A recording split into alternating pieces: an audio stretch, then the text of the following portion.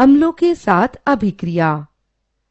4 परख नलियां लीजिए और उन पर A, B, C, D का लेबल लगाइए।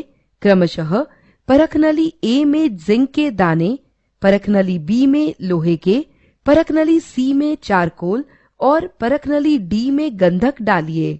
परख नली के मुंह को कीप लगे कॉर्क की सहायता से बंद कीजिए। प्रत्येक परख नली में एक एक करके 5 मिलीलीटर तनु हाइड्रोक्लोरिक अम्ल मिलाइए। अभिक्रिया को ध्यानपूर्वक देखिए।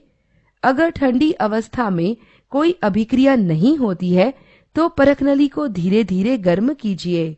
आप देखेंगे कि परख नली A और B में गैसें बनती हैं, जबकि परख नली C और D में कोई गैस नहीं बनती है। हम जानते हैं कि जिंक और लोहा या आयरन धातुएं हैं, जबकि चारकोल और गंधक अधातुएं हैं। प्रत्येक परख नली के मुंह के पास एक जलती हुई माचिस की तीली लाइए। आपको क्या मिलेगा? आपको पता चलेगा कि परख नली A और B में बनी हुई गैस तेजी से जलने लगती है, लेकिन परख नली C और D में कुछ भी नहीं होता है।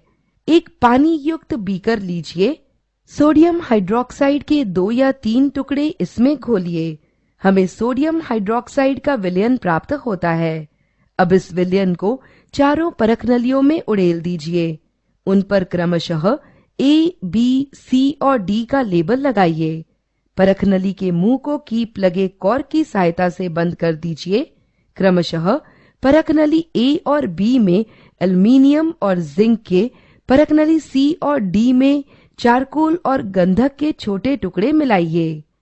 आप देखेंगे कि परख नली A और B में गैसें बनती हैं, जबकि परख नली C और D में ऐसा कुछ भी नहीं होता है।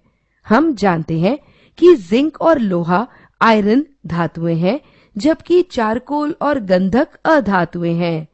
प्रत्येक परख नली के मुंह के पास एक जलती हुई माचिस की तीली लाइए। आपको क्या मिलेगा?